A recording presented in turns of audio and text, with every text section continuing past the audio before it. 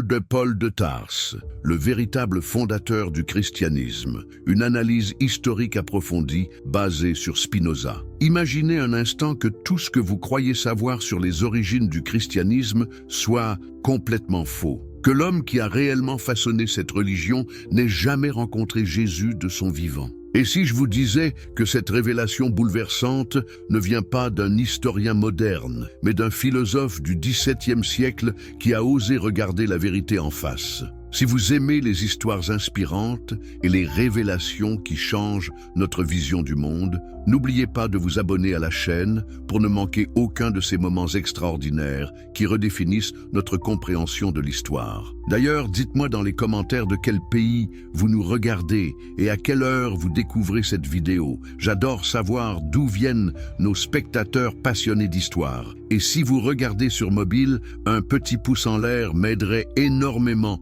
à faire découvrir cette fascinante enquête historique à davantage de personnes. Cela ne prend qu'une seconde, mais fait toute la différence pour notre communauté d'explorateurs de vérités cachées. Aujourd'hui, nous allons plonger dans l'une des révélations les plus dérangeantes de l'histoire religieuse occidentale. Préparez-vous à découvrir comment un homme, que vous ne connaissez peut-être que de nom, a littéralement inventé la religion qui a façonné notre civilisation pendant 2 millénaires. Bihu, le mythe de la fondation, déconstruction d'une croyance millénaire. Combien d'entre vous ont grandi en pensant que Jésus de Nazareth avait fondé le christianisme, que ses disciples avaient simplement continué son œuvre après sa mort? Cette vision, aussi répandue soit-elle, résiste-t-elle vraiment à l'examen historique rigoureux? La vérité historique est bien plus complexe et fascinante que ce récit traditionnel. Quand nous examinons les sources historiques avec la froideur de l'analyse scientifique,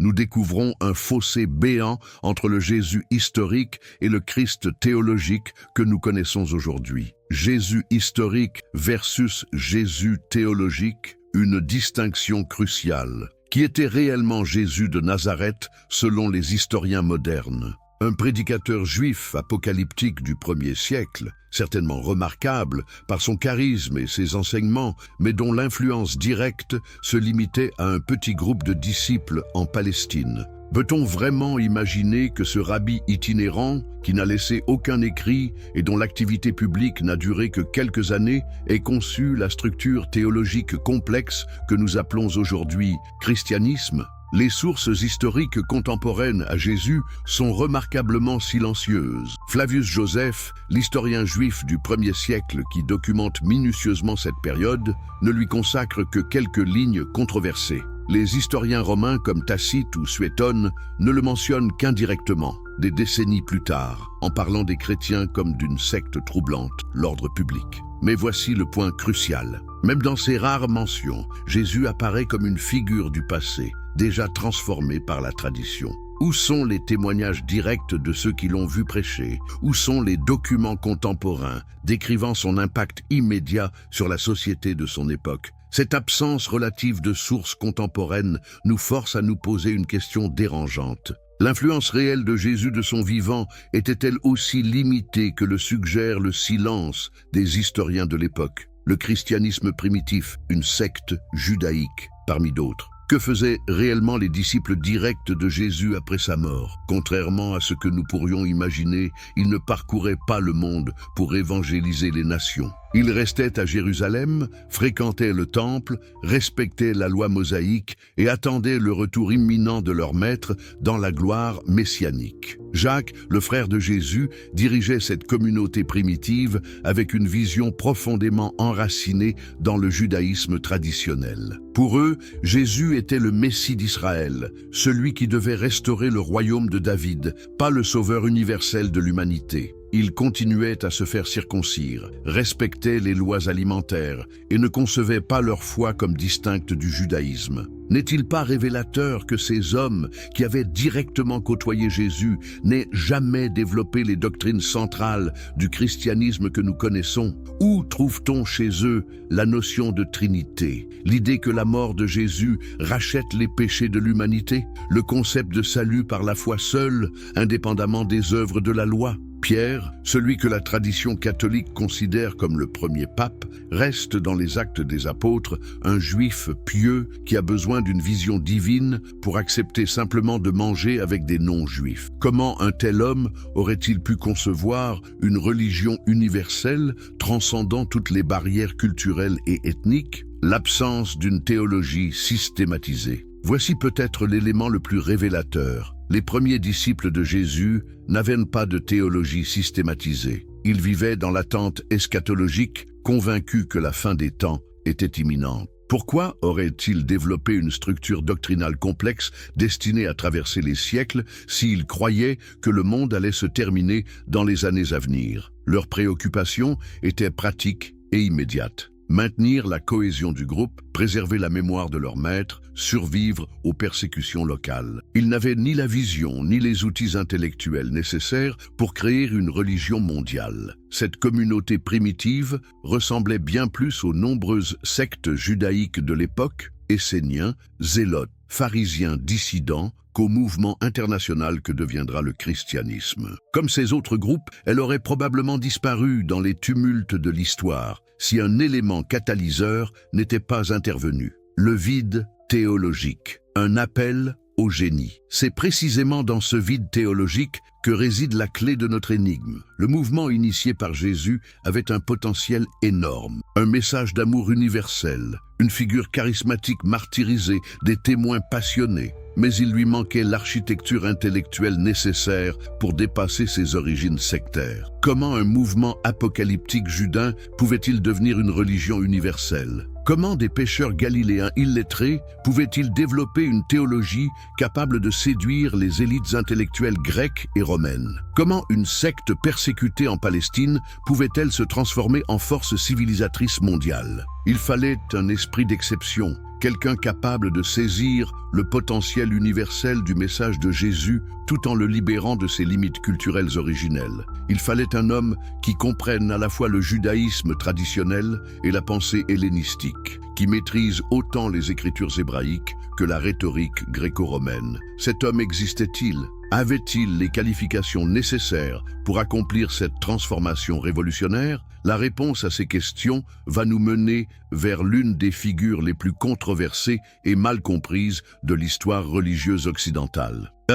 Paul de Tarse, l'architecte d'une nouvelle religion. Imaginez la scène. Un pharisien fanatique parcourt les routes poussiéreuses de Syrie, une autorisation officielle en poche pour arrêter et ramener enchaînés à Jérusalem tous les membres de cette secte troublante qui vénère un crucifié. Cet homme s'appelle Saul de Tarse, et dans quelques kilomètres, il va vivre une expérience qui changera non seulement sa vie, mais le cours de l'histoire mondiale. Mais qui était vraiment cet homme avant sa conversion? Et surtout, comment un persécuteur acharné est-il devenu le véritable fondateur intellectuel de la religion qu'il combattait? Saul de Tarse, portrait d'un génie en formation. Paul, de son nom latin Paulus, était loin d'être un illuminé inculte, comme l'imagerie populaire le dépeint parfois. Né à Tarse, métropole cosmopolite de Cilicie, il était citoyen romain par naissance, privilège rare et précieux qui témoigne du statut social élevé de sa famille. Mais cette citoyenneté romaine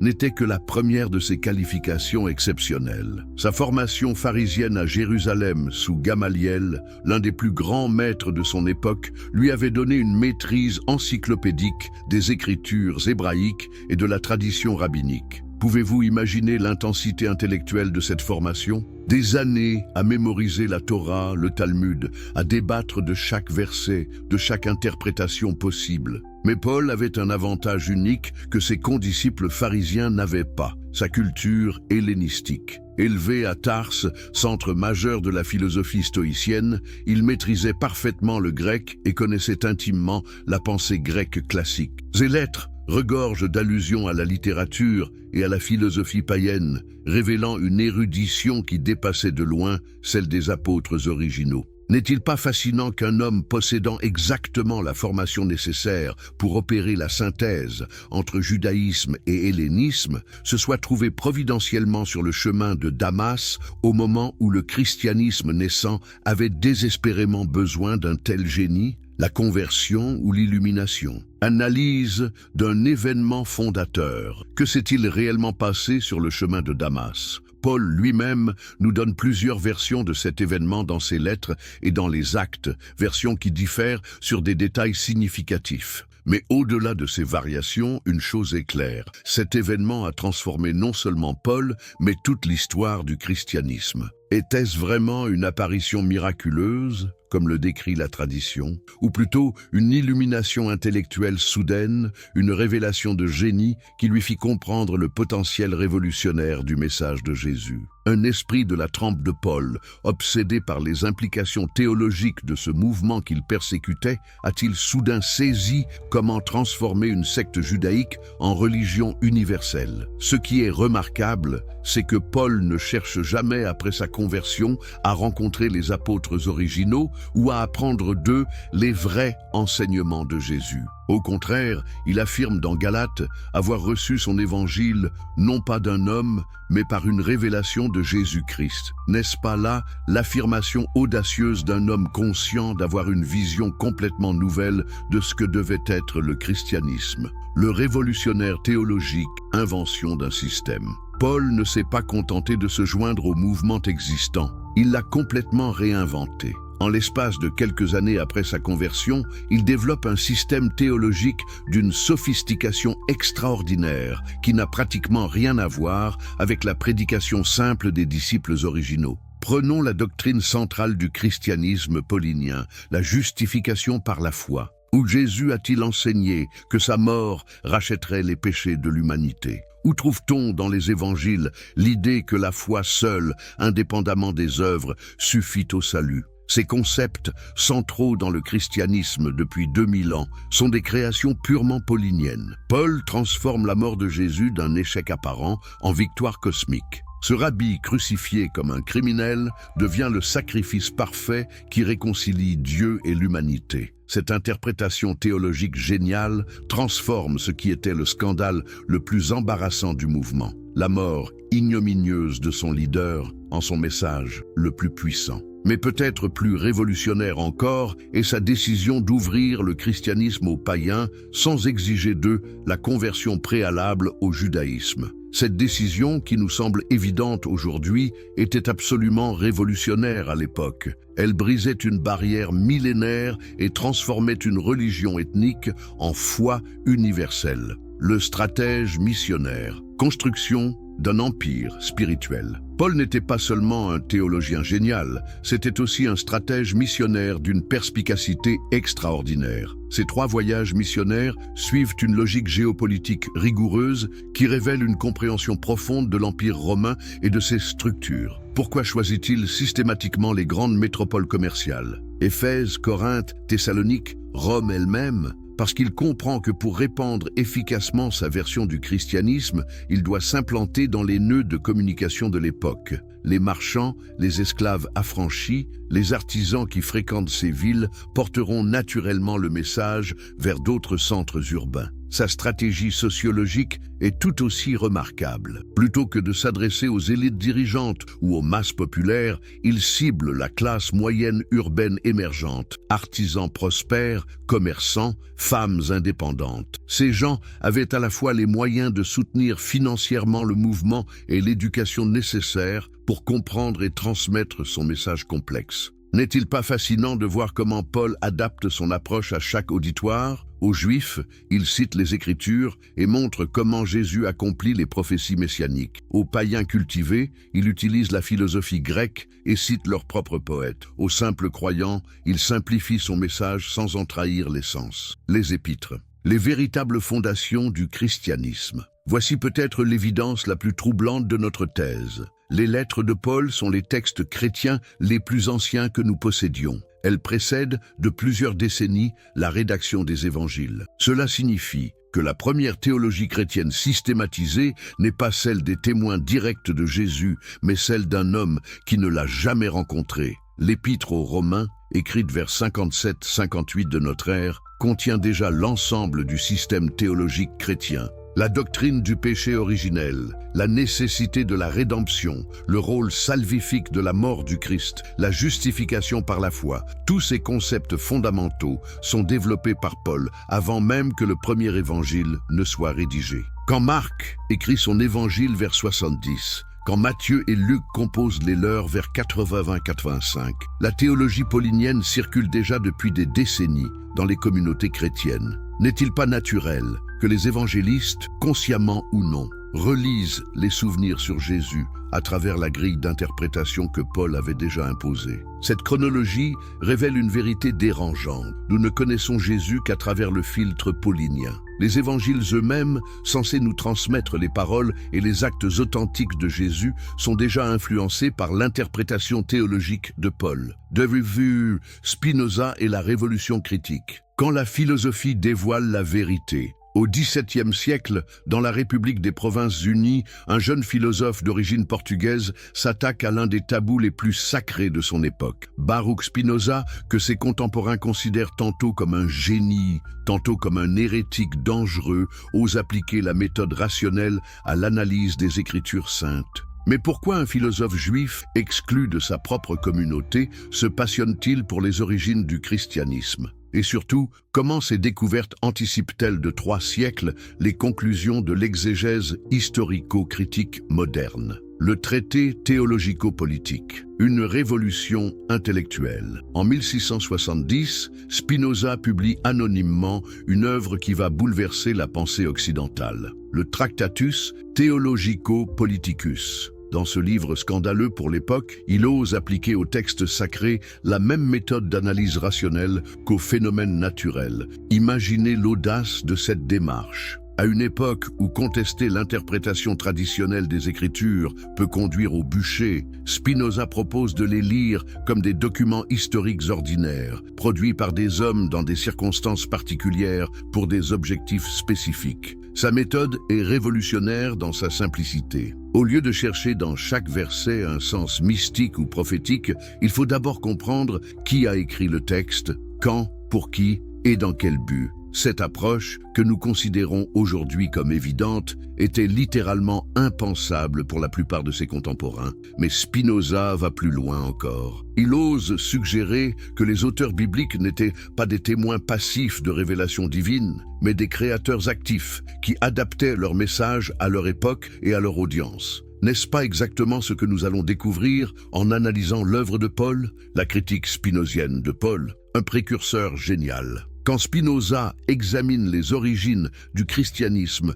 avec sa méthode historico-critique, il arrive à une conclusion stupéfiante qui ne sera pleinement comprise et développée qu'au XXe siècle. Paul n'est pas un simple interprète des enseignements de Jésus, il en est le véritable créateur théologique. Selon Spinoza, Paul a transformé la religion de Jésus en religion sur Jésus. Le rabbi de Nazareth prêchait l'amour du prochain et la venue du royaume de Dieu. Paul fait de Jésus lui-même l'objet central de la foi. Cette transformation, apparemment subtile, change tout. D'une éthique religieuse juive, nous passons à un système théologique universaliste centré sur la figure christique. Mais comment Spinoza peut-il être si sûr de cette analyse? Sa démonstration est d'une logique implacable. Il compare les rares passages des évangiles qui semblent refléter authentiquement les paroles de Jésus avec le système théologique développé par Paul dans ses épîtres. Le contraste est saisissant. Jésus, selon ces passages authentiques, prêche une religion pratique centrée sur l'amour et la justice. Il s'adresse à des Juifs et leur parle dans les catégories de la tradition prophétique hébraïque. Paul, lui, développe une théologie sophistiquée qui puise autant dans la philosophie grecque que dans les cultes à mystère de l'époque hellénistique. Religion naturelle versus religion révélée, le cœur du débat. Pour comprendre la portée révolutionnaire de l'analyse spinozienne, il faut saisir sa distinction fondamentale entre religion naturelle et religion révélée. La religion naturelle, selon Spinoza, consiste en quelques principes éthiques universels accessibles à la raison. Aimer Dieu et son prochain, pratiquer la justice et la charité. Cette religion naturelle correspond, selon lui, aux enseignements authentiques de Jésus, simple, universelle, centrée sur l'éthique plutôt que sur la métaphysique, Elle ne nécessite aucune révélation particulière, ni aucune autorité ecclésiastique pour être comprise et pratiquée. En revanche, les religions révélées, avec leurs dogmes complexes, leurs mystères théologiques et leurs institutions autoritaires, sont des créations humaines destinées à exercer un contrôle social et politique. Et c'est précisément dans cette catégorie que Spinoza classe le christianisme paulinien. N'est-ce pas là une intuition géniale ? Paul, formé à la fois dans le judaïsme rabbinique et la culture hellénistique, avait exactement les qualifications nécessaires pour transformer une éthique religieuse simple en système théologique complexe. Et il avait aussi les motivations, établir son autorité apostolique et créer une structure institutionnelle durable. L'imagination créatrice dans la formation religieuse. Un des concepts les plus originaux de Spinoza concerne le rôle de l'imagination dans la création religieuse. Selon lui, les fondateurs de religion ne sont pas des mystificateurs conscients, mais des hommes dotés d'une imagination exceptionnellement puissante qui leur permet de transformer leurs intuitions personnelles en systèmes universels. Cette analyse s'applique parfaitement à Paul. Son expérience sur le chemin de Damas, qu'elle soit vision mystique ou illumination intellectuelle, révèle une imagination créatrice d'une puissance extraordinaire. En quelques années, cette imagination transforme un mouvement sectaire en religion universelle, un échec apparent en victoire cosmique, un message local en révélation éternelle. Mais Spinoza va encore plus loin dans son analyse psychologique de Paul. Il suggère que l'ancien persécuteur avait besoin de justifier sa conversion radicale par une théologie également radicale. Comment un pharisien fanatique pouvait-il expliquer son revirement complet sans développer une doctrine qui fasse de ce revirement même la preuve de la vérité chrétienne ? La théologie paulinienne de la grâce, qui transforme le plus grand pécheur en apôtre par pure miséricorde divine, n'est-elle pas la projection théologique de l'expérience personnelle de Paul ? Et cette projection n'est-elle pas devenue, grâce au génie de son créateur, le cœur même du message chrétien ? L'autorité apostolique. Construction d'une légitimité. Un des aspects les plus perspicaces de l'analyse spinozienne concerne la manière dont Paul établit son autorité apostolique. N'ayant jamais connu Jésus, comment peut-il prétendre à une autorité égale, voire supérieure, à celle des 12 ? Sa stratégie est d'une habileté consommée.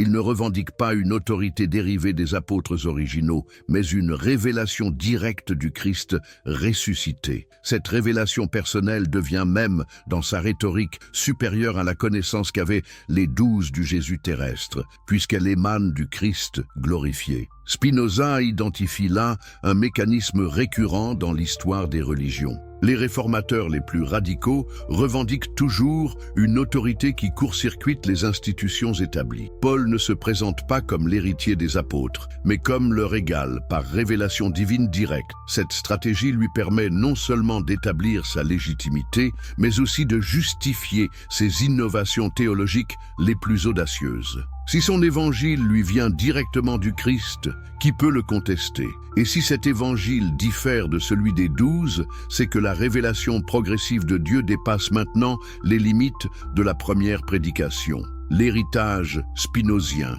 Vers la critique moderne, l'analyse spinozienne du christianisme paulinien anticipe de manière stupéfiante les développements de l'exégèse historico-critique moderne. Quand les savants allemands du XIXe siècle, comme David Friedrich Strauss ou Ferdinand Christian Bauer, commenceront à appliquer la méthode historique aux origines chrétiennes, ils ne feront que développer systématiquement les intuitions que Spinoza avait eues 3 siècles plus tôt. La distinction entre le Jésus historique et le Christ de la foi, la reconnaissance du rôle créateur de Paul dans la formation du christianisme, l'analyse des mécanismes psychologiques et sociologiques de la création religieuse. Tous ces thèmes centraux de la recherche moderne sont déjà présents en germe dans le traité théologico-politique. Mais peut-être plus important encore est l'esprit dans lequel Spinoza mène cette analyse. Il ne s'agit pas pour lui de détruire la religion, mais de la comprendre. Sa critique vise à libérer le noyau éthique authentique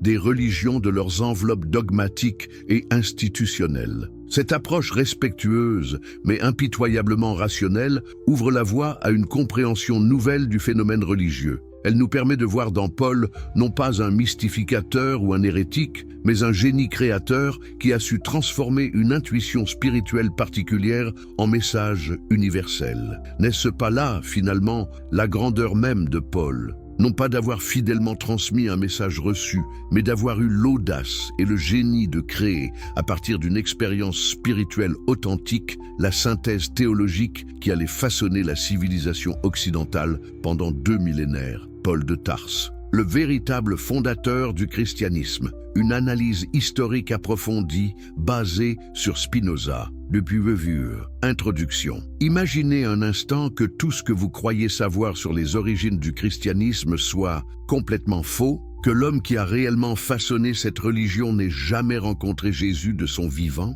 Et si je vous disais que cette révélation bouleversante ne vient pas d'un historien moderne, mais d'un philosophe du XVIIe siècle qui a osé regarder la vérité en face? Si vous aimez les histoires inspirantes et les révélations qui changent notre vision du monde, n'oubliez pas de vous abonner à la chaîne pour ne manquer aucun de ces moments extraordinaires qui redéfinissent notre compréhension de l'histoire. D'ailleurs, dites-moi dans les commentaires de quel pays vous nous regardez et à quelle heure vous découvrez cette vidéo. J'adore savoir d'où viennent nos spectateurs passionnés d'histoire. Et si vous regardez sur mobile, un petit pouce en l'air m'aiderait énormément à faire découvrir cette fascinante enquête historique à davantage de personnes. Cela ne prend qu'une seconde, mais fait toute la différence pour notre communauté d'explorateurs de vérités cachées. Aujourd'hui, nous allons plonger dans l'une des révélations les plus dérangeantes de l'histoire religieuse occidentale. Préparez-vous à découvrir comment un homme,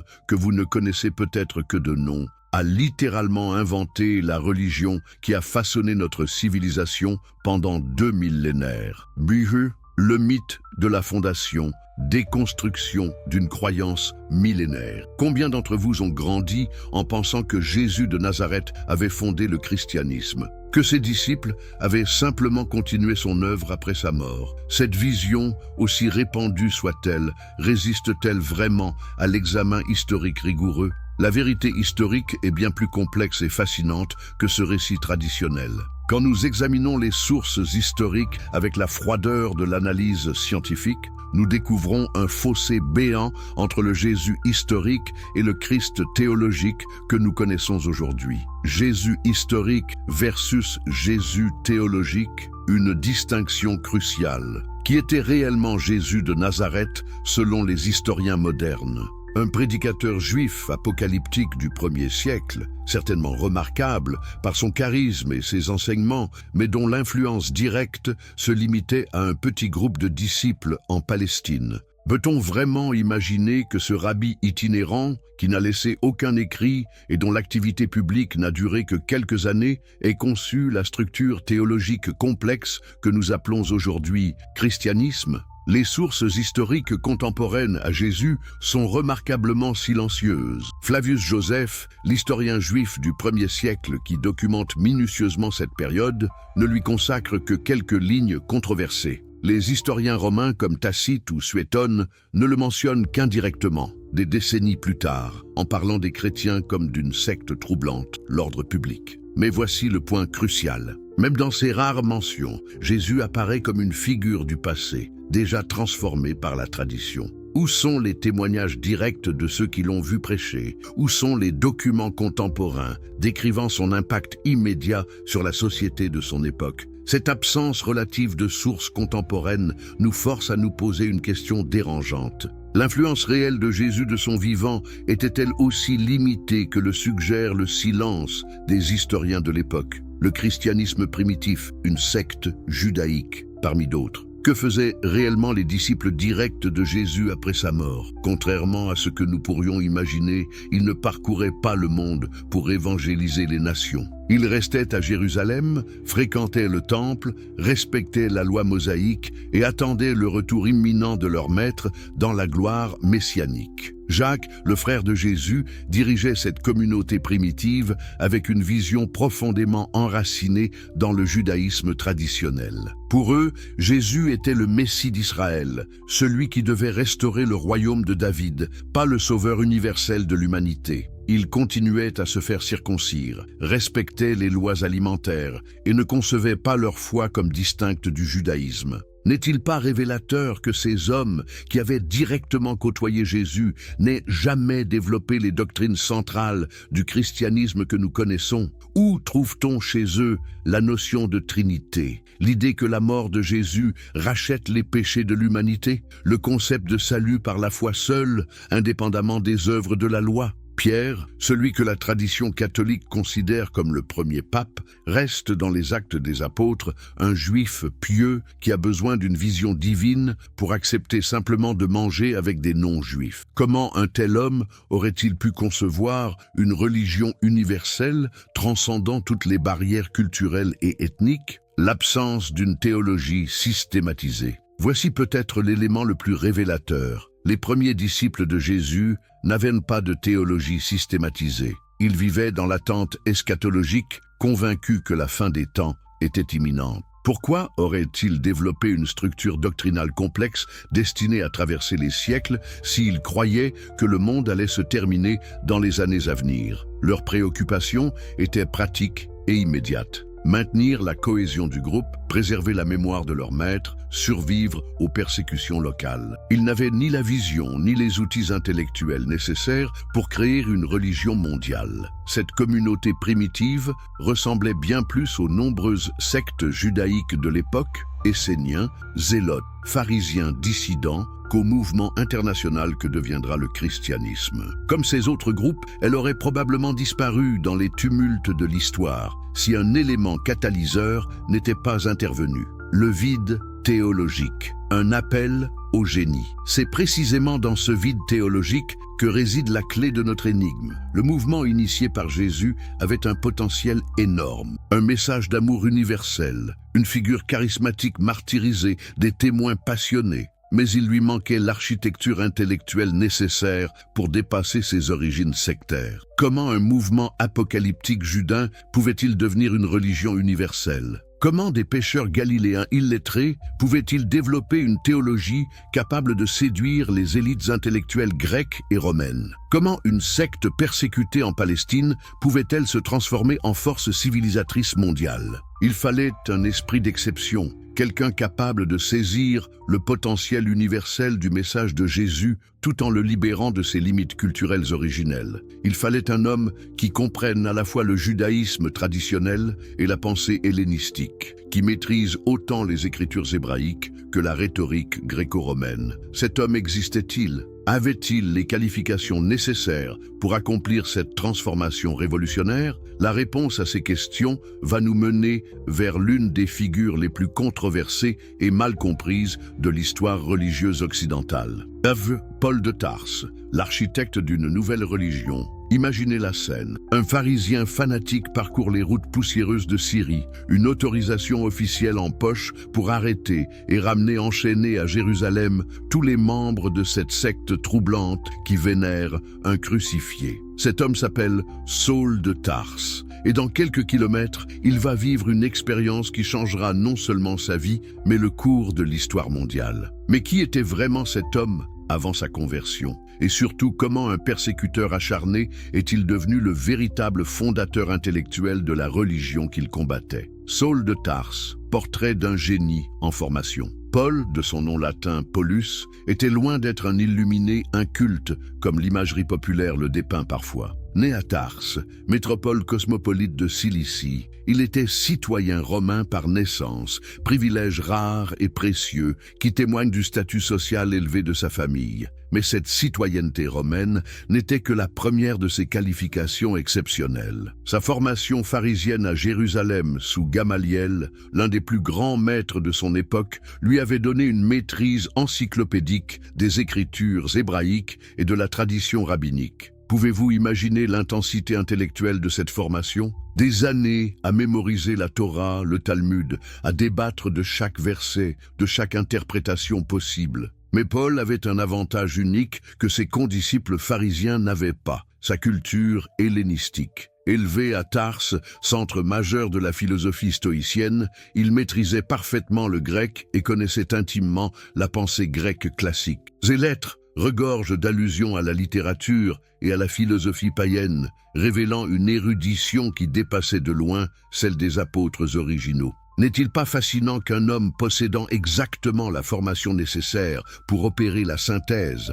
entre judaïsme et hellénisme se soit trouvé providentiellement sur le chemin de Damas au moment où le christianisme naissant avait désespérément besoin d'un tel génie? La conversion ou l'illumination. Analyse d'un événement fondateur. Que s'est-il réellement passé sur le chemin de Damas? Paul lui-même nous donne plusieurs versions de cet événement dans ses lettres et dans les actes, versions qui diffèrent sur des détails significatifs. Mais au-delà de ces variations, une chose est claire, cet événement a transformé non seulement Paul, mais toute l'histoire du christianisme. Était-ce vraiment une apparition miraculeuse, comme le décrit la tradition, ou plutôt une illumination intellectuelle soudaine, une révélation de génie qui lui fit comprendre le potentiel révolutionnaire du message de Jésus? Un esprit de la trempe de Paul, obsédé par les implications théologiques de ce mouvement qu'il persécutait, a-t-il soudain saisi comment transformer une secte judaïque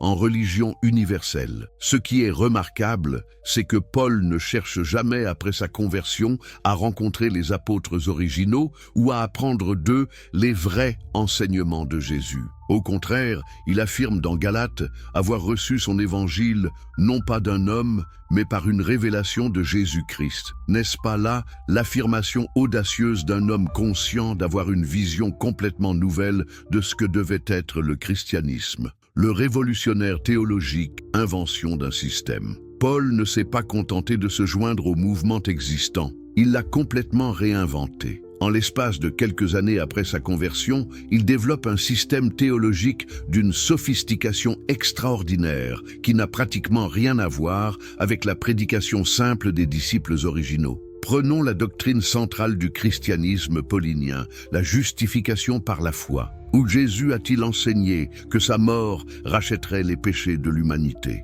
Où trouve-t-on dans les évangiles l'idée que la foi seule, indépendamment des œuvres, suffit au salut? Ces concepts, centraux dans le christianisme depuis 2000 ans, sont des créations purement pauliniennes. Paul transforme la mort de Jésus d'un échec apparent en victoire cosmique. Ce rabbi crucifié comme un criminel devient le sacrifice parfait qui réconcilie Dieu et l'humanité. Cette interprétation théologique géniale transforme ce qui était le scandale le plus embarrassant du mouvement, la mort ignominieuse de son leader, en son message le plus puissant. Mais peut-être plus révolutionnaire encore est sa décision d'ouvrir le christianisme aux païens sans exiger d'eux la conversion préalable au judaïsme. Cette décision, qui nous semble évidente aujourd'hui, était absolument révolutionnaire à l'époque. Elle brisait une barrière millénaire et transformait une religion ethnique en foi universelle. Le stratège missionnaire. Construction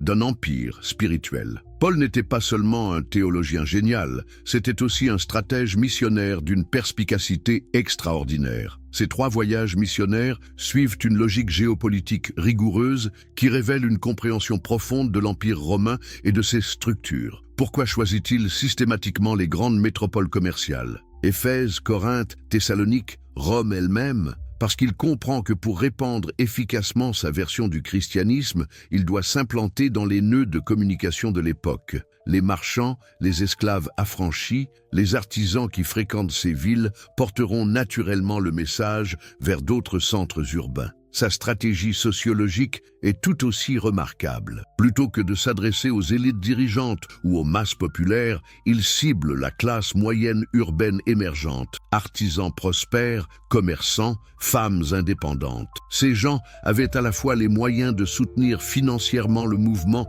et l'éducation nécessaire pour comprendre et transmettre son message complexe. N'est-il pas fascinant de voir comment Paul adapte son approche à chaque auditoire? Aux Juifs, il cite les Écritures et montre comment Jésus accomplit les prophéties messianiques. Aux païens cultivés, il utilise la philosophie grecque et cite leurs propres poètes. Aux simples croyants, il simplifie son message sans en trahir l'essence. Les Épîtres. Les véritables fondations du christianisme. Voici peut-être l'évidence la plus troublante de notre thèse. Les lettres de Paul sont les textes chrétiens les plus anciens que nous possédions. Elles précèdent de plusieurs décennies la rédaction des évangiles. Cela signifie que la première théologie chrétienne systématisée n'est pas celle des témoins directs de Jésus, mais celle d'un homme qui ne l'a jamais rencontré. L'Épître aux Romains, écrite vers 57-58 de notre ère, contient déjà l'ensemble du système théologique chrétien. La doctrine du péché originel, la nécessité de la rédemption, le rôle salvifique de la mort du Christ, la justification par la foi, tous ces concepts fondamentaux sont développés par Paul avant même que le premier évangile ne soit rédigé. Quand Marc écrit son évangile vers 70, quand Matthieu et Luc composent les leurs vers 80-85, la théologie paulinienne circule déjà depuis des décennies dans les communautés chrétiennes. N'est-il pas naturel que les évangélistes, consciemment ou non, relisent les souvenirs sur Jésus à travers la grille d'interprétation que Paul avait déjà imposée? Cette chronologie révèle une vérité dérangeante. Nous ne connaissons Jésus qu'à travers le filtre paulinien. Les évangiles eux-mêmes, censés nous transmettre les paroles et les actes authentiques de Jésus, sont déjà influencés par l'interprétation théologique de Paul. De vue Spinoza et la Révolution critique. Quand la philosophie dévoile la vérité, au XVIIe siècle, dans la République des Provinces-Unies, un jeune philosophe d'origine portugaise s'attaque à l'un des tabous les plus sacrés de son époque. Baruch Spinoza, que ses contemporains considèrent tantôt comme un génie, tantôt comme un hérétique dangereux, ose appliquer la méthode rationnelle à l'analyse des Écritures saintes. Mais pourquoi un philosophe juif, exclu de sa propre communauté, se passionne-t-il pour les origines du christianisme? Et surtout, comment ces découvertes anticipent-elles de 3 siècles les conclusions de l'exégèse historico-critique moderne? Le traité théologico-politique, une révolution intellectuelle. En 1670, Spinoza publie anonymement une œuvre qui va bouleverser la pensée occidentale, le Tractatus Theologico-Politicus. Dans ce livre scandaleux pour l'époque, il ose appliquer au texte sacré la même méthode d'analyse rationnelle qu'aux phénomènes naturels. Imaginez l'audace de cette démarche. À une époque où contester l'interprétation traditionnelle des Écritures peut conduire au bûcher, Spinoza propose de les lire comme des documents historiques ordinaires, produits par des hommes dans des circonstances particulières pour des objectifs spécifiques. Sa méthode est révolutionnaire dans sa simplicité. Au lieu de chercher dans chaque verset un sens mystique ou prophétique, il faut d'abord comprendre qui a écrit le texte, quand, pour qui et dans quel but. Cette approche, que nous considérons aujourd'hui comme évidente, était littéralement impensable pour la plupart de ses contemporains. Mais Spinoza va plus loin encore. Il ose suggérer que les auteurs bibliques n'étaient pas des témoins passifs de révélations divines, mais des créateurs actifs qui adaptaient leur message à leur époque et à leur audience. N'est-ce pas exactement ce que nous allons découvrir en analysant l'œuvre de Paul, la critique spinozienne de Paul, un précurseur génial? Quand Spinoza examine les origines du christianisme avec sa méthode historico-critique, il arrive à une conclusion stupéfiante qui ne sera pleinement comprise et développée qu'au XXe siècle. Paul n'est pas un simple interprète des enseignements de Jésus, il en est le véritable créateur théologique. Selon Spinoza, Paul a transformé la religion de Jésus en religion sur Jésus. Le rabbi de Nazareth prêchait l'amour du prochain et la venue du royaume de Dieu. Paul fait de Jésus lui-même l'objet central de la foi. Cette transformation, apparemment subtile, change tout. D'une éthique religieuse juive, nous passons à un système théologique universaliste centré sur la figure christique. Mais comment Spinoza peut-il être si sûr de cette analyse? Sa démonstration est d'une logique implacable. Il compare les rares passages des évangiles qui semblent refléter authentiquement les paroles de Jésus avec le système théologique développé par Paul dans ses épîtres. Le contraste est saisissant. Jésus, selon ces passages authentiques, prêche une religion pratique centrée sur l'amour et la justice. Il s'adresse à des Juifs et leur parle dans les catégories de la tradition prophétique hébraïque. Paul, lui, développe une théologie sophistiquée qui puise autant dans la philosophie grecque que dans les cultes à mystère de l'époque hellénistique. Religion naturelle versus religion révélée, le cœur du débat. Pour comprendre la portée révolutionnaire de l'analyse spinozienne, il faut saisir sa distinction fondamentale entre religion naturelle et religion révélée. La religion naturelle, selon Spinoza, consiste en quelques principes éthiques universels accessibles à la raison. Aimer Dieu et son prochain, pratiquer la justice et la charité. Cette religion naturelle correspond, selon lui, aux enseignements authentiques de Jésus. Simple, universelle, centrée sur l'éthique plutôt que sur la métaphysique, elle ne nécessite aucune révélation particulière ni aucune autorité ecclésiastique pour être comprise et pratiquée. En revanche, les religions révélées, avec leurs dogmes complexes, leurs mystères théologiques et leurs institutions autoritaires, sont des créations humaines destinées à exercer un contrôle social et politique. Et c'est précisément dans cette catégorie que Spinoza classe le christianisme paulinien. N'est-ce pas là une intuition géniale ? Paul, formé à la fois dans le judaïsme rabbinique et la culture hellénistique, avait exactement les qualifications nécessaires pour transformer une éthique religieuse simple en système théologique complexe. Et il avait aussi les motivations, établir son autorité apostolique et créer une structure institutionnelle durable. L'imagination, créatrice dans la formation religieuse. Un des concepts les plus originaux de Spinoza concerne le rôle de l'imagination dans la création religieuse. Selon lui, les fondateurs de religion ne sont pas des mystificateurs conscients, mais des hommes dotés d'une imagination exceptionnellement puissante qui leur permet de transformer leurs intuitions personnelles en systèmes universels. Cette analyse s'applique parfaitement à Paul. Son expérience sur le chemin de Damas, qu'elle soit vision mystique ou illumination intellectuelle,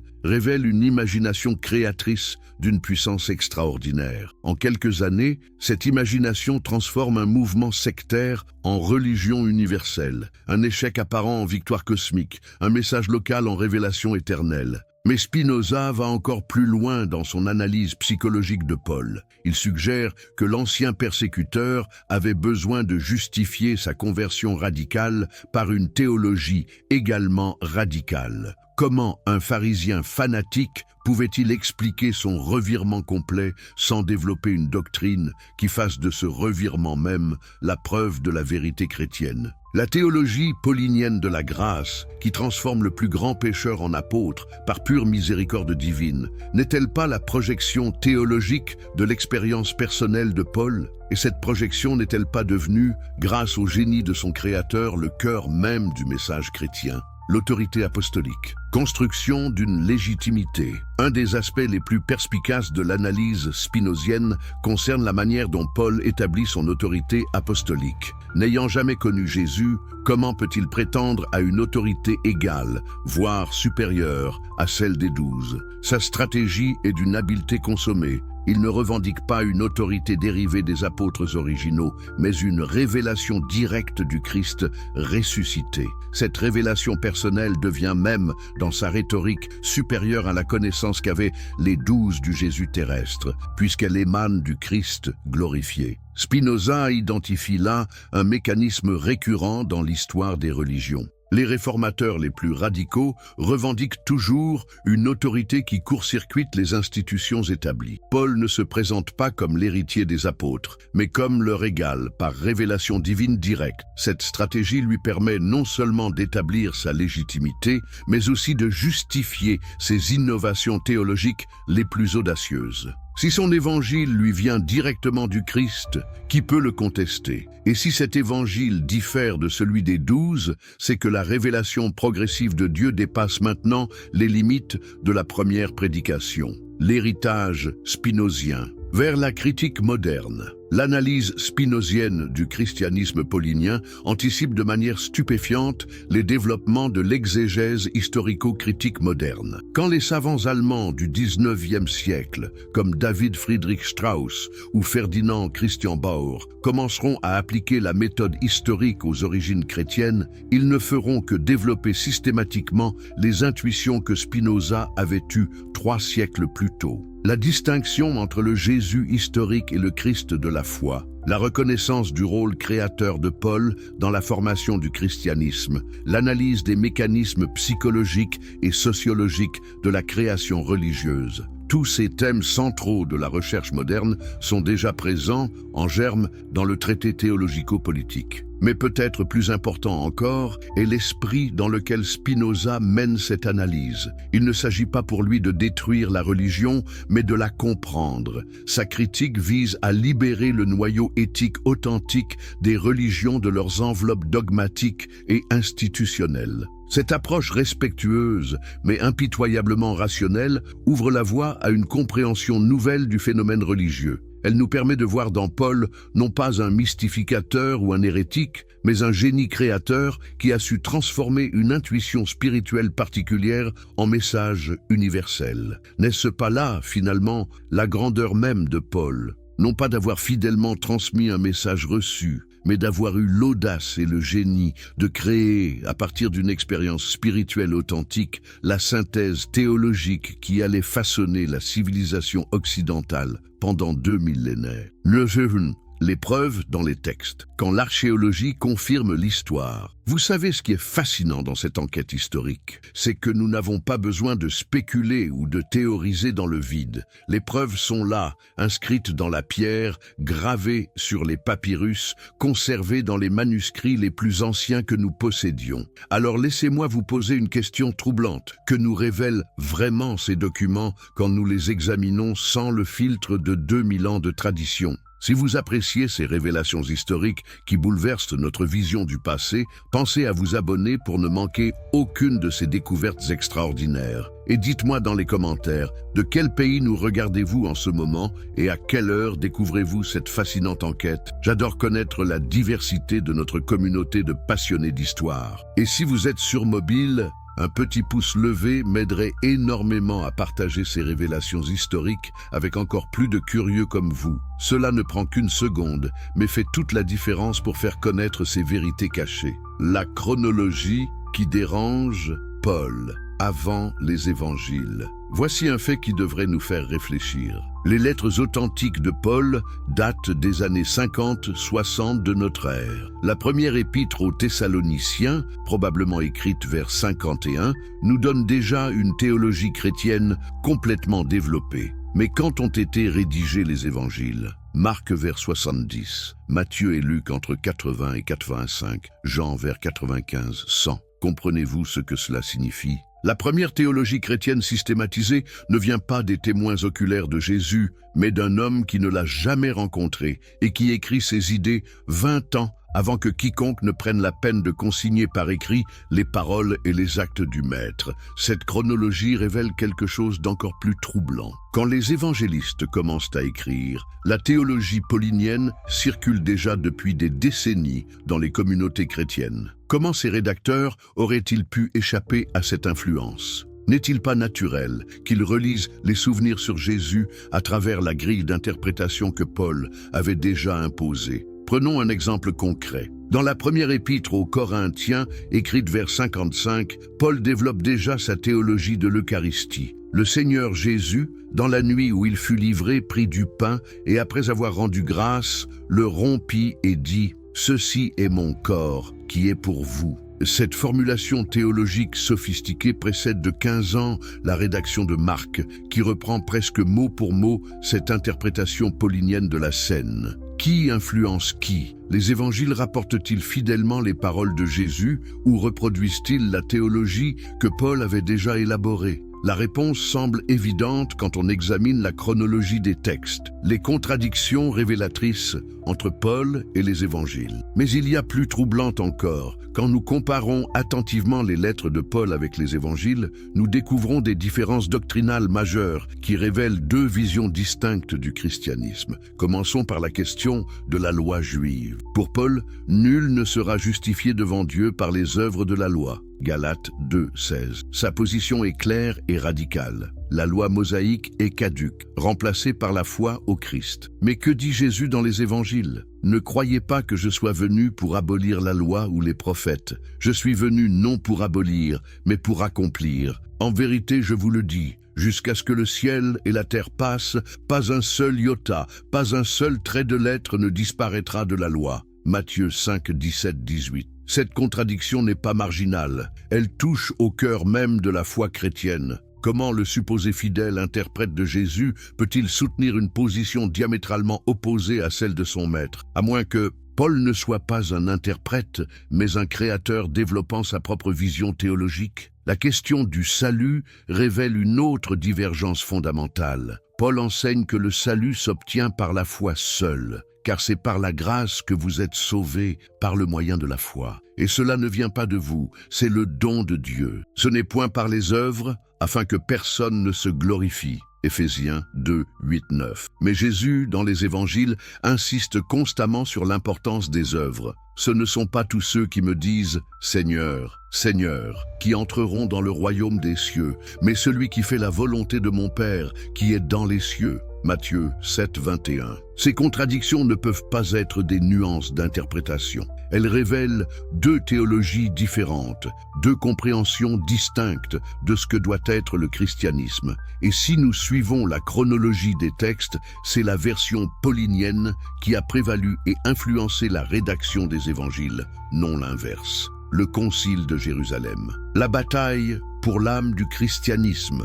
L'épisode le plus révélateur de cette tension entre Paul et les apôtres originaux se trouve dans le récit du Concile de Jérusalem vers 50 de notre ère. Cet événement, rapporté dans Actes 15 et dans Galates 2, nous montre littéralement Paul en train de révolutionner le christianisme contre l'avis des dirigeants légitimes du mouvement. La question en débat semble technique. Faut-il exiger la circoncision des païens convertis? Mais derrière cette question rituelle se cache un enjeu civilisationnel. Le christianisme restera-t-il une secte judaïque ou deviendra-t-il une religion universelle? Jacques, le frère de Jésus et dirigeant de la communauté de Jérusalem, soutient la position traditionnelle. Les convertis doivent d'abord devenir juifs avant de pouvoir suivre le Christ. Cette position était logique pour des hommes qui avaient connu Jésus comme un rabbi juif respectueux de la loi. Mais Paul s'oppose frontalement à cette décision. Plus encore, il ose reprocher publiquement à Pierre sa hypocrisie quand celui-ci, influencé par l'arrivée d'émissaires de Jacques, cesse de manger avec les païens convertis. Imaginez la scène. Paul, le nouveau venu qui n'a jamais connu Jésus, fait la leçon à Pierre, le disciple le plus proche du Maître. Cette confrontation révèle quelque chose de fondamental. Paul ne se considère pas comme un simple héritier des apôtres, mais comme le porteur d'une révélation nouvelle qui dépasse et corrige leur compréhension limitée. N'est-ce pas là l'attitude d'un fondateur plutôt que d'un disciple? Les manuscrits de Qumran, une lumière nouvelle sur le contexte. Les découvertes archéologiques du XXe siècle, notamment les manuscrits de la mer Morte découverts à Qumran en 1947, ont apporté un éclairage nouveau sur le contexte dans lequel est né le christianisme. Ces documents, rédigés par une communauté juive sectaire entre le IIe siècle avant et le 1er siècle après notre ère, nous révèlent un judaïsme bien plus diversifié que nous ne l'imaginions. Ce qui est fascinant, c'est que les Esséniens de Qumran développaient déjà certaines idées que nous croyons spécifiquement chrétiennes. L'attente d'un Messie souffrant, l'importance du baptême, la vie communautaire, le partage des biens. Ces découvertes nous forcent à reconsidérer l'originalité supposée du message chrétien primitif. Mais elles révèlent aussi quelque chose d'encore plus intéressant. Ces communautés sectaires, malgré leurs innovations théologiques, restaient fondamentalement juives. Elles respectaient la loi, pratiquaient la circoncision, se considéraient comme le vrai Israël. Aucune d'entre elles n'avait franchi le pas révolutionnaire que Paul allait franchir, l'ouverture universelle aux païens. Cette comparaison souligne la singularité historique de l'œuvre paulinienne. Sans Paul, le mouvement de Jésus aurait probablement suivi le même destin que ces autres sectes juives. Il aurait développé une théologie particulière tout en restant confiné dans les limites du judaïsme ethnique. L'archéologie confirme. Les communautés pauliniennes. L'archéologie moderne a révélé des traces fascinantes des premières communautés chrétiennes, et ces découvertes confirment de manière saisissante l'influence prépondérante de Paul dans la formation du christianisme primitif. À Corinthe, les fouilles ont révélé la fameuse Béma, tribune, devant laquelle Paul fut traduit selon les Actes des Apôtres. Plus significativement, les inscriptions découvertes dans la ville mentionnent plusieurs personnages cités dans les épîtres pauliniennes. Érastos, trésorier de la ville, Romains 16, 23, dont le nom apparaît sur une inscription de marbre du 1er siècle. Ces découvertes confirment la réalité historique des communautés pauliniennes et leur implantation dans les grands centres urbains de l'Empire. Mais elles révèlent aussi quelque chose de plus subtil. Ces premières communautés chrétiennes étaient sociologiquement très différentes du mouvement palestinien originel. Les chrétiens de Corinthe, d'Éphèse ou de Rome étaient des citadins, souvent aisés, culturellement hellénisés. Ils n'avaient aucun lien direct avec la Palestine juive et ne connaissaient Jésus qu'à travers la prédication de Paul. Pour eux, le christianisme n'était pas l'évolution d'une secte judaïque, mais une religion nouvelle, adaptée à leur univers culturel. Les sources externes. Le silence troublant. Un des aspects les plus troublants de notre enquête concerne les sources non chrétiennes de l'époque. Si Jésus avait vraiment eu l'impact immédiat que suggèrent les évangiles, ne devrait-on pas trouver plus de traces de son passage dans les documents contemporains ? Flavius Joseph, historien juif du 1er siècle qui documente minutieusement cette période troublée, ne consacre à Jésus que quelques lignes controversées dans ses Antiquités judaïques. Et encore, la plupart des spécialistes considèrent que ce passage a été remanié par des scribes chrétiens postérieurs. Philon d'Alexandrie, philosophe juif contemporain qui s'intéresse à tous les mouvements religieux de son époque, ne mentionne jamais Jésus. Les historiens romains comme Tacite ou Suétone ne parlent des chrétiens qu'après la mort de Paul, comme d'une secte troublante, l'ordre public sous Néron. En revanche, l'influence de Paul sur le développement du mouvement chrétien laisse des traces documentaires claires. Ses lettres sont copiées, diffusées, commentées. Les Actes des Apôtres, même si ce texte idéalise probablement son rôle, témoignent de l'impact considérable de ses missions. Cette disproportion dans les sources est révélatrice. L'influence immédiate de Jésus semble avoir été limitée géographiquement et socialement, tandis que l'œuvre de Paul transforme rapidement le mouvement en phénomène pan-méditerranéen. Les papyrus les plus anciens. Que nous disent-ils ? Les plus anciens fragments du Nouveau Testament que nous possédions sont extrêmement révélateurs. Le papyrus P52, datant du début du IIe siècle, contient quelques versets de l'Évangile de Jean,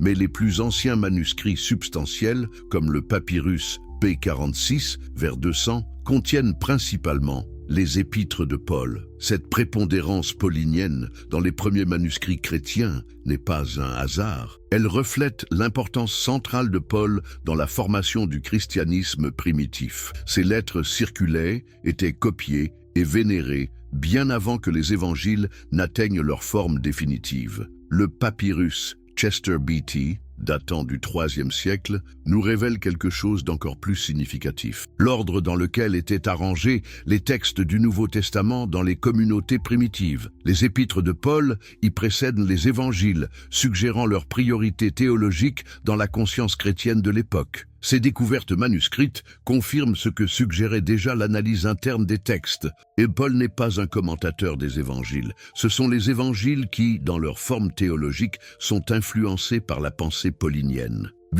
L'invention d'une religion universelle. Comment Paul a conquis le monde. Nous voici arrivés au cœur de notre démonstration. Tout ce que nous avons découvert jusqu'à présent nous mène à une conclusion troublante et fascinante. Paul de Tarse n'a pas seulement interprété le message de Jésus, il a littéralement créé une nouvelle religion. Mais comment un homme seul a-t-il pu accomplir cette transformation révolutionnaire? Et surtout, pourquoi sa version du christianisme a-t-elle triomphé de toutes les autres? La métamorphose doctrinale. De Jésus à Christ. La transformation opérée par Paul dépasse largement une simple évolution théologique. C'est une véritable métamorphose qui change la nature même du message originel. Jésus de Nazareth était un rabbi juif qui prêchait la venue imminente du royaume de Dieu et appelait ses contemporains à la conversion morale en vue de cet événement apocalyptique. Mais que fait Paul de ce message? Il transforme le messager en message,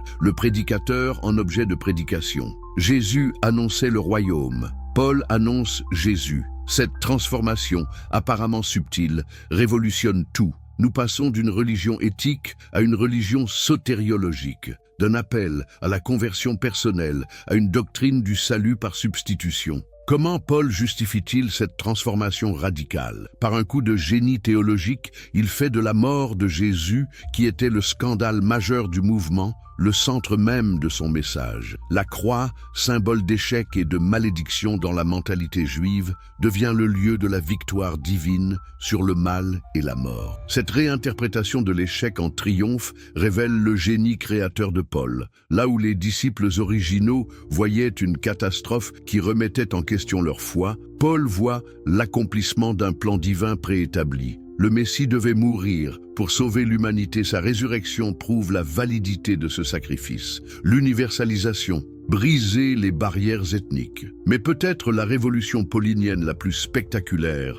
concerne-t-elle l'universalisation du message chrétien. Jésus s'adressait aux brebis perdues de la maison d'Israël. Paul ouvre le salut à toutes les nations de la terre. Cette ouverture ne consiste pas seulement à accepter quelques convertis païens, elle transforme la structure même de la religion. Paul comprend que pour devenir universelle, la religion de Jésus doit se libérer de ses particularismes ethniques et culturels. La circoncision, les lois alimentaires, l'observance du sabbat, tous ces marqueurs identitaires juifs deviennent optionnels pour les nouveaux convertis. Mais cette libération ne se fait pas au hasard, elle suit une logique théologique rigoureuse. Si le salut vient de la foi en Christ et non de l'observance de la loi, alors les pratiques rituelles juives perdent leur caractère obligatoire. Cette déduction, d'une simplicité apparente, révolutionne complètement la nature de l'expérience religieuse. Nous passons d'une religion de l'orthopraxie, la bonne pratique, à une religion de l'orthodoxie, la bonne foi. Cette transformation permet au christianisme de s'adapter à tous les contextes culturels sans perdre son identité théologique. Un grec de Corinthe, un gaulois de Lyon, un berbère de Carthage peuvent tous devenir chrétiens sans abandonner leur culture d'origine, pourvu qu'ils adhèrent au credo paulinien. L'hellénisation du message. Parler à l'Empire. Paul ne se contente pas d'ouvrir le christianisme aux païens. Il traduit le message dans les catégories intellectuelles de l'hellénisme. Cette adaptation ne concerne pas seulement la langue, mais la structure même de la pensée théologique. Les concepts centraux de la théologie paulinienne, grâce, justification, rédemption, réconciliation, puisent autant dans la philosophie grecque que dans les écritures hébraïques. Le terme « logos », utilisé par Jean pour désigner le Christ, reprend un concept central de la philosophie stoïcienne. L'idée de l'âme immortelle, absente de l'anthropologie hébraïque, devient centrale dans l'eschatologie chrétienne. Cette hellénisation permet au christianisme de dialoguer avec les élites intellectuelles de l'Empire. Un philosophe grec peut trouver dans la théologie paulinienne des concepts familiers. L'opposition entre esprit et chair rappelle le dualisme platonicien. L'idée de providence universelle évoque le stoïcisme. Les mystères du salut font écho aux religions à mystère si populaires dans le monde hellénistique. Mais Paul va plus loin encore dans cette adaptation culturelle. Il utilise les structures administratives et commerciales de l'Empire pour diffuser son message. Ces communautés s'organisent selon le modèle des associations professionnelles grecques. Ces lettres circulent grâce aux routes commerciales romaines. Ces convertis appartiennent souvent à ces classes moyennes urbaines qui forment l'épine dorsale de la société impériale. L'organisation institutionnelle. Construire pour durer. Une des preuves les plus évidentes que Paul pensait en fondateur et non en simple disciple réside dans l'attention qu'il porte à l'organisation institutionnelle de ces communautés. Contrairement aux apôtres originaux qui vivaient dans l'attente eschatologique immédiate, Paul organise ses églises pour durer. Il établit des hiérarchies claires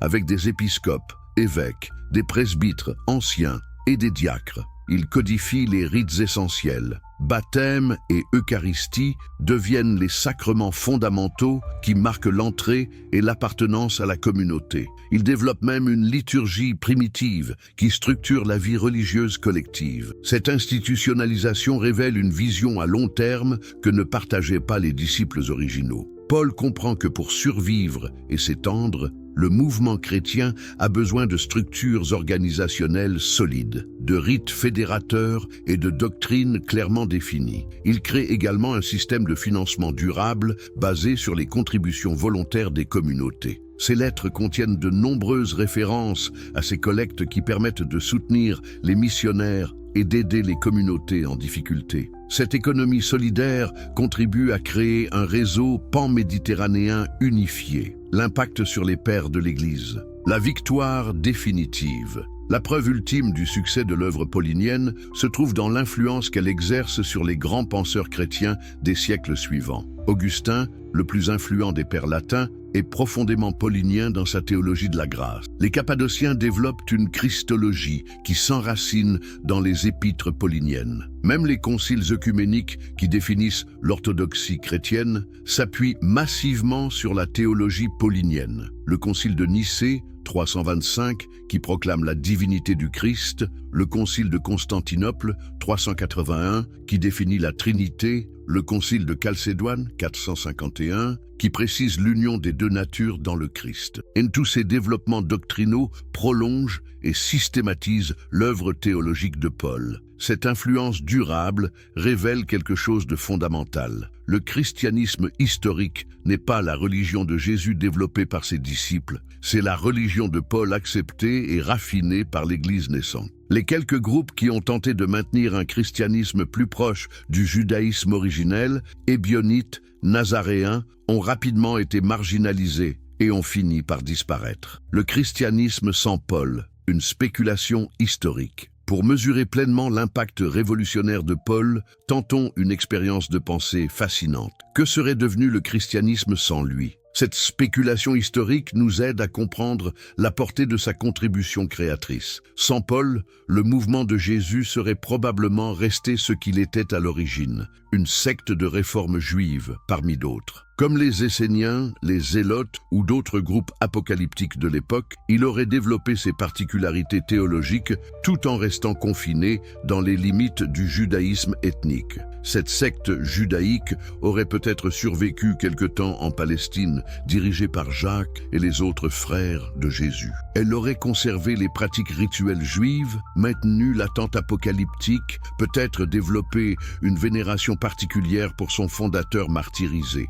Mais elle n'aurait jamais franchi les frontières de la Palestine pour devenir une religion mondiale. Le destin tragique de cette communauté primitive lors de la guerre juive de 66 à 70 confirme cette hypothèse. Quand les légions romaines détruisent Jérusalem et dispersent la population juive, la communauté dirigée par Jacques disparaît pratiquement de l'histoire. Seules survivent et prospèrent les communautés pauliniennes, implantées dans tout l'Empire et indépendantes du sort politique de la Palestine. Sans Paul, le monde antique aurait peut-être vu naître d'autres synthèses religieuses. Les cultes à mystères hellénistiques, le néoplatonisme, le stoïcisme auraient peut-être évolué vers des formes plus théistes. Mais il n'y aurait pas eu cette fusion unique entre monothéisme juif, philosophie grecque et organisation romaine qui caractérise le christianisme historique. Pourquoi Paul a-t-il triomphé ? Les clés du succès. Le triomphe de la version paulinienne du christianisme ne s'explique pas seulement par le génie de son créateur, mais aussi par sa remarquable adaptation aux besoins de l'époque. Paul avait intuitivement compris ce que recherchaient les hommes et les femmes du premier siècle dans l'immense creuset culturel qu'était l'Empire romain. L'Empire offrait la paix, la prospérité et l'unité politique, mais il laissait ses sujets dans un vide spirituel. Les anciens cultes ethniques avaient perdu leur crédibilité dans le brassage des populations. Les philosophies restaient l'apanage des élites cultivées, les religions à mystère offraient des expériences individuelles, mais peu de cohésion communautaire. Le christianisme paulinien répondait parfaitement à cette demande spirituelle. Il offrait un monothéisme rationnel acceptable pour des esprits formés par la philosophie grecque, une expérience personnelle du salut comparable au mystère païen et une communauté fraternelle qui reconstruisait du lien social dans un monde cosmopolite souvent anonyme. De plus, Paul avait compris l'importance des femmes dans la transmission religieuse. Ces communautés accordent aux femmes un statut remarquablement élevé pour l'époque, ce qui facilite la conversion de familles entières et assure la transmission de la foi aux générations suivantes. Enfin, le christianisme paulinien offrait une réponse cohérente aux grandes questions existentielles. Le sens de la souffrance, l'espoir au-delà de la mort, la possibilité du pardon et du recommencement. Cette synthèse théologique satisfaisait autant l'intelligence que l'émotion, la raison que le cœur. Conclusion, la vérité derrière le mythe. Nous voici arrivés au terme de cette extraordinaire enquête historique. Que faut-il retenir de ce voyage à travers les sources, les documents, les découvertes archéologiques et les analyses philosophiques les plus pointues? Une vérité à la fois troublante et magnifique. L'homme que nous connaissons sous le nom de Saint Paul n'était pas un simple disciple ou interprète de Jésus, mais le véritable architecte intellectuel du christianisme. Cette révélation change-t-elle quelque chose à la grandeur du message chrétien? Au contraire, elle la révèle sous un jour encore plus fascinant. Paul n'était ni un mystificateur ni un opportuniste, mais un génie religieux qui a su transformer une expérience spirituelle authentique en synthèse théologique universelle. L'audace d'un visionnaire. Imaginez l'audace qu'il fallait à cet homme pour oser repenser complètement une tradition religieuse millénaire. Paul avait reçu la formation la plus rigoureuse dans le judaïsme de son époque. Il connaissait par cœur chaque verset de la Torah, chaque subtilité de l'interprétation rabbinique. Et pourtant, il a eu le courage intellectuel de remettre tout cela en question au nom d'une vision nouvelle. Cette audace révolutionnaire fait de Paul l'un des grands créateurs religieux de l'histoire humaine, au même rang qu'un Bouddha ou un Mahomet. Comme eux, il a su saisir l'essence spirituelle d'une tradition particulière pour la transformer en message universel. Comme eux, il a créé non seulement une théologie, mais une civilisation, car c'est bien de cela qu'il s'agit. Paul n'a pas seulement fondé une religion, il a posé les bases intellectuelles de la civilisation occidentale. Nos concepts de dignité humaine, d'égalité fondamentale, d'amour universel, même sécularisé, portent encore la marque de son génie théologique. La force d'une synthèse. Le génie de Paul réside dans sa capacité unique à opérer des synthèses fécondes entre des univers culturels apparemment incompatibles, judaïsme et hellénisme, particularisme ethnique et universalisme, tradition et innovation. Là où d'autres voyaient des oppositions insurmontables, Paul a créé une harmonie nouvelle. Cette capacité de synthèse explique le succès durable du christianisme. En intégrant les apports les plus riches de la culture antique, monothéisme juif, rationalisme grec, pragmatisme romain, Paul a créé une vision du monde capable de s'adapter à tous les contextes culturels sans perdre son identité profonde. Aujourd'hui encore, cette force synthétique du christianisme lui permet de s'incarner dans les cultures les plus diverses, de l'Amérique latine à l'Afrique subsaharienne, de l'Asie du Sud-Est à l'Océanie, gardant partout son message essentiel tout en adoptant les formes culturelles locales. L'héritage d'un créateur. Reconnaître Paul comme le véritable fondateur du christianisme ne diminue en rien la figure de Jésus, elle la révèle sous un jour différent. Jésus apparaît comme l'inspirateur charismatique, l'éveilleur spirituel dont l'expérience authentique a nourri le génie créateur de Paul. Sans Jésus, Paul n'aurait pas eu cette expérience spirituelle fondatrice qui a déclenché sa créativité théologique. Sans Paul, l'expérience de Jésus serait restée un épisode local de l'histoire palestinienne. Cette complémentarité entre l'inspirateur et l'architecte nous révèle quelque chose de fondamental sur la création religieuse. Elle naît toujours de la rencontre entre une expérience spirituelle authentique et un génie capable de la traduire en langage universel. L'Église primitive avait d'ailleurs parfaitement compris cette complémentarité en vénérant ensemble Pierre et Paul, les représentant souvent côte à côte dans son iconographie. Pierre, le témoin direct qui garantit l'authenticité de l'expérience originelle. Paul, le théologien créateur qui en révèle la portée univers